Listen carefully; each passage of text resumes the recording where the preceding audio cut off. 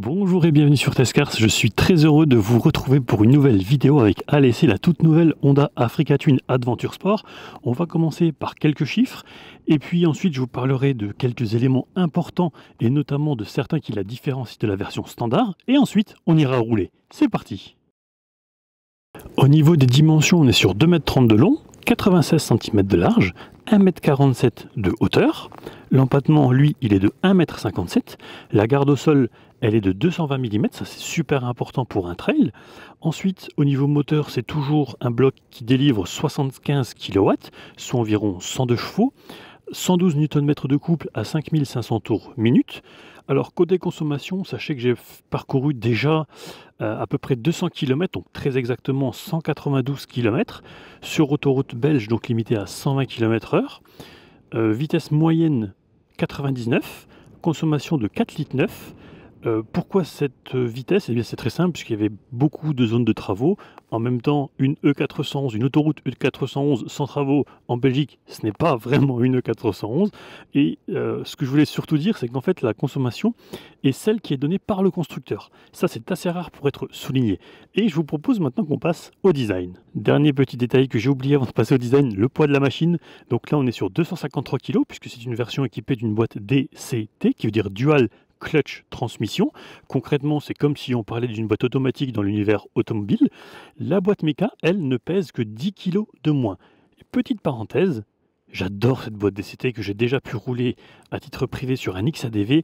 Et en plus de ça, maintenant, je peux mettre mes bottes, alors que sur ma moto, à moi, je ne peux pas, je suis obligé de mettre des chaussures montantes. Bref, parenthèse fermée, on passe au design. Cette version de l'Africa Twin dispose de l'éclairage en virage avec feu de jour, on appelle ça DRL en anglais, d'une roue de 19 pouces à l'avant, 18 à l'arrière. Alors là, l'une des différences, c'est que sur la version standard, ce sera du 21 à l'avant. Ce sont des pneus Bridgestone Batlax Adventure. Ce sont en outre des suspensions électroniques signées Showa à l'avant et à l'arrière, et c'est de série sur cette version. Le débattement est de 210 mm à l'avant et 250 à l'arrière. On peut, grâce à 4 modes, choisir ses préférences, par exemple si on roule à 2 ou avec de la bagagerie par exemple, mais uniquement à l'arrêt. Le freinage, il est signé Nissin, avec des freins à double disque flottant de 310 mm avec étrier à 4 pistons pour l'avant, et simple disque de 256 mm à l'arrière, étrier simple piston. Le pare-brise est réglable sur 5 niveaux. Ce sera manuel et à faire à l'arrêt, puisque vous avez appuyé ici et également ici en parallèle. Au niveau de la connectique, vous avez ici une prise 12 volts, allume-cigare, et juste là, ici est étanche, une prise USB. Alors est-ce que c'est de l'USB-C? Je ne pense pas, de mémoire c'était une USB classique. Oui, effectivement, ce sera de l'USB classique. Vous avez ici un écran tactile de 6,5 pouces, compatible Apple CarPlay et Android Auto. Alors on retrouve bien entendu différentes possibilités de personnalisation, avec plusieurs modes de conduite, gravier, hors route, utilisateur 1 ou 2, donc ça va vous permettre aussi de contrôler un petit peu, de paramétrer certaines choses. C'est comme un mode user en fait, simplement. Voilà, là c'est par exemple aussi où on va pouvoir choisir la précharge, si on est seul, à 2 ou avec des bagages, vous le voyez. Également l'ABS, déconnectable. Il y a HSTC, c'est en fait le contrôle de traction sur 7 niveaux. L'Africa Twin dispose en outre d'une centrale inertielle à 6 axes. Il y a les poignées chauffantes, un plus gros réservoir que l'Africa Twin standard. Ici, il est à 24,8 litres contre 18,8 pour la version standard. La hauteur de selle, elle est plus basse, et elle est réglable sans outil surtout, entre 835 et 855 mm. Vous pouvez en outre en option choisir une selle basse qui sera entre 795 et 815 mm. C'est une selle redessinée, plus épaisse, avec une surface plus grande de l'ordre d'environ 8%. Transmission par chaîne. Je reviendrai sur ce top case dans un instant. L'échappement, il est modifié pour améliorer les perfs et proposer des vocalises plus sympas que je vous propose d'écouter tout de suite.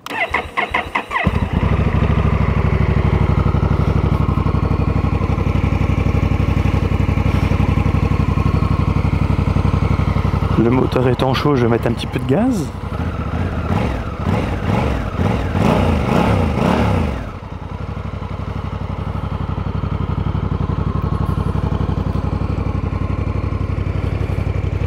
Le moteur a également plus de couple, c'est un bicylindre parallèle, ça a été augmenté de 7%, donc avec plus de perf à bas et mi-régime. Et tout ça, eh bien, c'est grâce à un taux de compression plus élevé, un nouveau calage des soupapes et une admission améliorée également. La cylindrée reste inchangée à 1100 cm3. Alors je vais couper la moto pour vous parler du top case, et j'ai besoin de ça, puisque c'est la même clé qui va ouvrir le top case. Top case de 42 litres en alu, comme vous l'avez vu évidemment. Alors concrètement, ça peut mettre un sac photo et vidéo, un trépied mais en enlevant la tête vidéo. Ça rentre. Bon, évidemment, ça ne restera pas complètement droit, il faudra comprimer un tout petit peu, mais les affaires de tournage passent sans problème. C'est un top case qui, je crois, est à 780 € sur le site officiel Honda. Ça picote un petit peu quand même comme tarif, mais bon, soit. Allez, on remballe et maintenant, on va passer au roulage de cette nouvelle Africa Twin Adventure Sport.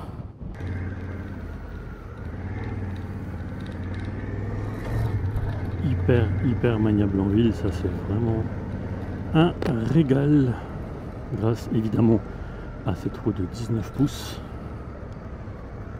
qui sera bien plus à l'aise en ville que en tout chemin. Ça reste une Africa Twin bien entendu, donc orienté quand même très trail. Alors rien ne vous empêche de mettre des pneus à crampons, mais c'est pas l'idée de cette version Adventure Sport, contrairement à ce qu'on pourrait croire de par son nom. Moi ce que j'aime beaucoup, c'est qu'en fait on va pouvoir bien serrer le réservoir, la position de conduite elle est vraiment bien, j'ai les bras qui sont pas tendus, je peux même un petit peu relâcher si j'ai envie. Et ouais, c'est super agréable, là j'en suis à plus de 400 km de parcouru avec, pas de mal de dos, pas de mal de fesses, c'est aussi important, parce que j'ai roulé notamment en Ténéré 700 et au bout de quelques centaines de kilomètres, j'avais même perdu la notion d'être un homme, pour vous dire. Après évidemment ce n'est pas la même catégorie de trail non plus, mais bon, après il existe aussi des alternatives, hein, c'est-à-dire que si vraiment vous avez mal à l'arrière-train, eh bien vous pouvez mettre une selle en gel par exemple, ou faire appel à un sellier, mais ce sera peut-être plus dans l'optique de garder la moto très longtemps. Et cette boîte TCT, elle est d'une douceur, d'une onctuosité, alors je sais pas, je mange pas de yaourt, hein, parce que la onctuosité ça me fait penser à certaines publicités, mais vraiment elle est d'une douceur, si vous avez besoin ou envie, vous pouvez reprendre la main ici, avec le moins, le plus, juste derrière via des gâchettes. Et là, cette boîte TCT elle est incroyable, incroyable. Et le fait même de pouvoir mettre des bottes, alors ça peut sembler anecdotique, hein, et ça l'est certainement pour certains, mais le fait de pouvoir mettre des bottes en lieu et place des chaussures montantes de moto que j'ai, grâce à cette boîte TCT, ben, c'est un petit peu indéniable. Ce que j'aime bien aussi, c'est la bulle réglable sur 5 niveaux. Sur autoroute, eh bien, je la mets au max. Aucune turbulence, rien, ça bouge pas, malgré mon 1m81. Et en ville, eh bien, je la descends de temps en temps, lorsque il fait vraiment très chaud. Bon, aujourd'hui il fait 25, j'appelle pas ça encore très chaud, il fait chaud oui, mais c'est loin d'être insupportable, loin de là. Ouais, le freinage à l'arrière il demande un petit peu d'anticipation.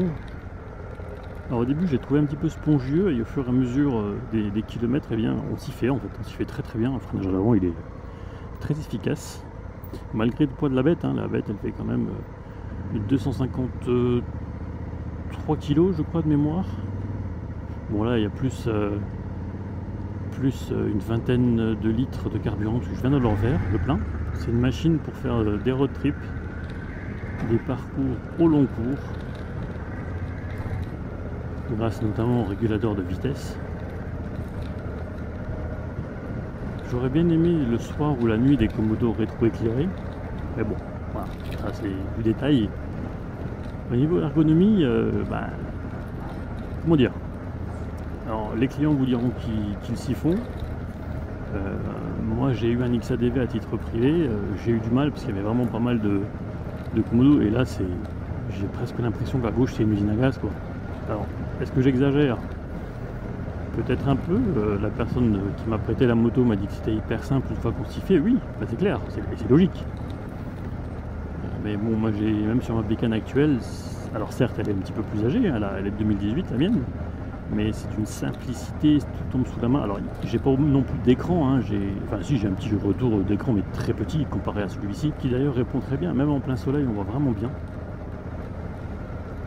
Alors, en dessous il y a aussi un petit écran, vous le voyez, où sont repris la vitesse, D pour drive, l'autonomie totale. Bon, je sais pas trop pourquoi il est là.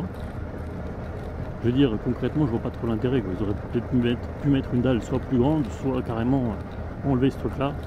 Mais bon, soit. À droite, ce que j'aime bien aussi, c'est que le régulateur de vitesse, il est assez facilement accessible.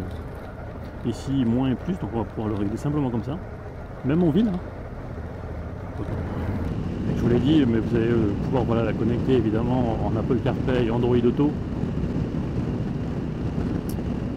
Même le guidon il est assez large.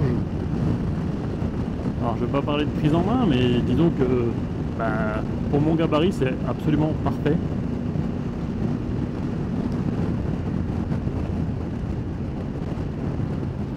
Bonne vision également dans les rétroviseurs. Vraiment très très bonne vision. Et la position de conduite, ouais, elle est naturelle, c'est vraiment. On est vraiment très très bien assis dessus. Et moi qui roule également beaucoup en moto, et bien le confort est super important. Et celle-ci, eh bien c'est 5 étoiles sur 5, évidemment. Je vais mettre un petit coup de klaxon. Ouais bon, ça fait rigoler. Vous l'aurez compris, hein, cette version est vraiment orientée route. C'est un trail routier. Si demain vous souhaitez une Africa Twin pour faire du tout-terrain ou du tout-chemin, je dirais, là il faudra s'orienter naturellement vers la version standard, notamment grâce à sa plus grande roue à l'avant, aux formes évidemment aussi au profil du pneu ou des pneus. Parce qu'ici l'évacuation par exemple de l'eau ou clairement si vous allez sur un terrain un petit peu humide, un petit peu même très légèrement boueux, oubliez, c'est pas du tout fait pour, vous allez partir en glissade et vous casser la figure, c'est pas l'idée du tout. Alors en 120 on est à 4000 tours minute au niveau du régime moteur.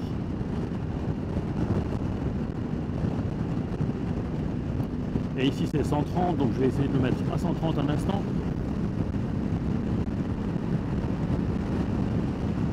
Légèrement 4000, allez je dirais 4250. Un petit coup de régulateur de vitesse, voilà. On va le descendre un petit peu. Vous le voyez là, il est paramétré sur 130. C'est facile à emmener, très facile à emmener sur autoroute. Je sors ici volontairement pour vous montrer un petit peu l'accélération sur autoroute avec le moteur bien chaud.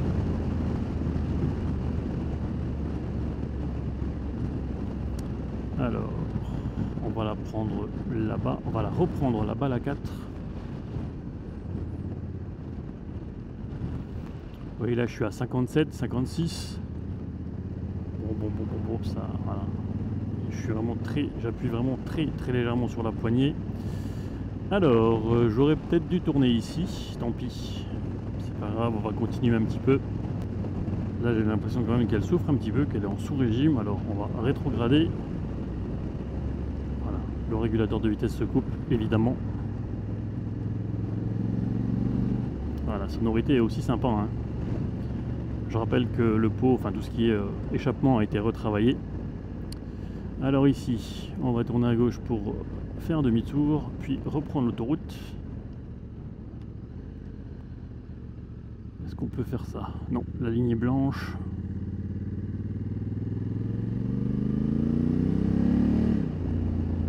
Très bien, ça tombe bien ça. Alors, hop, également on va regarder un petit peu comment ça braque. Donc là, je pousse un petit peu avec mes pieds, mais je suis vraiment embuté complètement à gauche. Allez. Est-ce que je continue à pousser ou je gaze? Je mets un petit peu de gaz. Ouais, non, ça va. Hop. Alors ici. Ah, ça tourne pas mal, hein.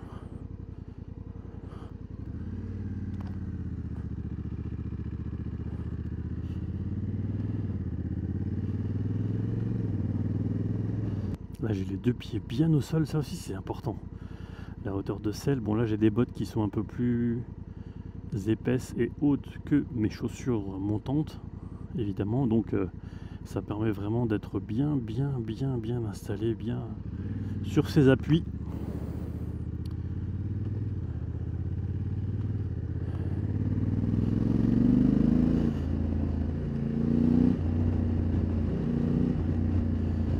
On va rester sage, on va remettre le régulateur de vitesse.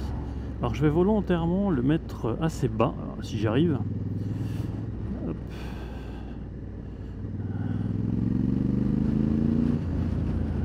Comment? Alors ici, ah c'était bon, voilà. Donc là je suis à 53, je monte simplement avec le régulateur de vitesse, vous voyez. Voilà, de 1 en 1, ça c'est bien. 1 km/h par 1 km/h, ou km/h après km/h.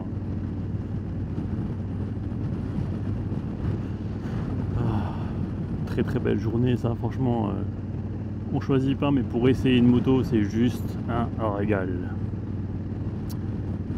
Voilà, l'autoroute arrive dans quelques instants, mais je sens quand même qu'elle peine à 70 en 6. Hop, voilà.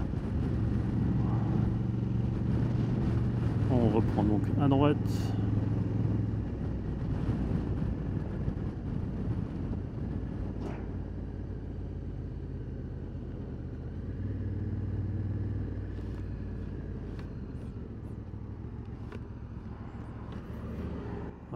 On laisse passer la jolie BM et gaz en grand.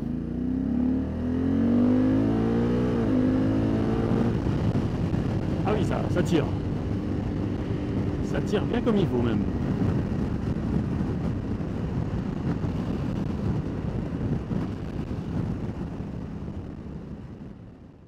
Et ce que j'aime bien aussi, mais là il va falloir que je bouge un petit peu la caméra.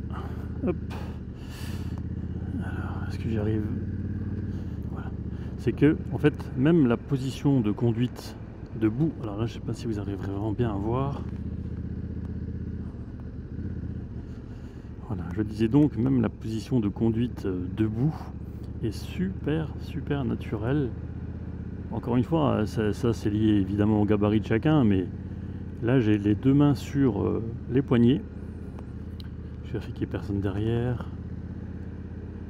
Mais c'est vraiment très agréable. Limite, je peux même un tout petit peu appuyer mes genoux sur les parois du réservoir. C'est pas ce que je recommande, hein. Hey, salut toi. Mais voilà, c'est possible. Là, on peut vraiment bien serrer le réservoir. À faible allure, en fait, c'est vraiment cool. D'ailleurs, je vais essayer de la laisser partir, enfin de la laisser au ralenti, pardon, voir un petit peu comment ça réagit. Vous montrer surtout. 8 km/h, 7, 4, bon je vais quand même reprendre un petit peu la main, et voilà, allez hop, on repasse le permis, bon allez, on repart pour mieux reprendre juste ensuite, et voilà. Mais 4-5 km/h, oui ça va, la machine est assez équilibrée en termes de poids je trouve. Ouais, 6 km/h, on peut faire du lent, hein. 5 même. Allez, c'est reparti.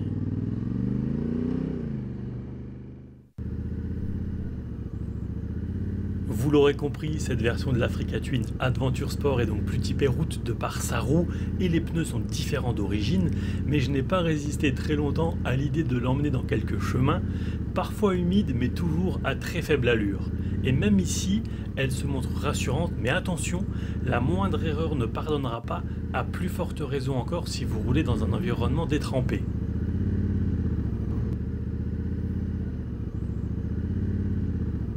Alors concrètement, qu'est-ce que j'ai pensé de cette Honda Africa Twin Adventure Sport? Eh bien, elle est vraiment taillée, que ce soit pour la ville ou pour les aventures au long cours, notamment de par sa bagagerie pour les voyages au long cours, une selle confort, un plus gros réservoir, un régulateur de vitesse également, qui est très facile à mettre en œuvre et qui se paramètre, mais qu'on va pouvoir moduler très simplement. Une consommation de 5 litres 2 sur 448,6 km, vitesse moyenne 76 km/h. Pour moi vraiment une réussite avec également, donc vous l'aurez compris, une plus petite roue que la version standard, ce qui permet bien, beaucoup plus de maniabilité. La boîte DCT, c'est un régal, surtout lorsqu'on en roule beaucoup. Donc voilà pour cet essai. Si vous avez des questions, bien évidemment, les commentaires sont là pour ça. Si ça vous a plu, je vous invite aussi à vous abonner, à liker et à partager. Et pour ma part, il ne me reste plus qu'à remercier chaleureusement Honda Belux pour le prêt du véhicule, sans oublier Boutsen VDS pour la récupération de ce dernier. Et quant à moi, je vous dis à très vite pour de prochaines aventures auto et moto. Ciao!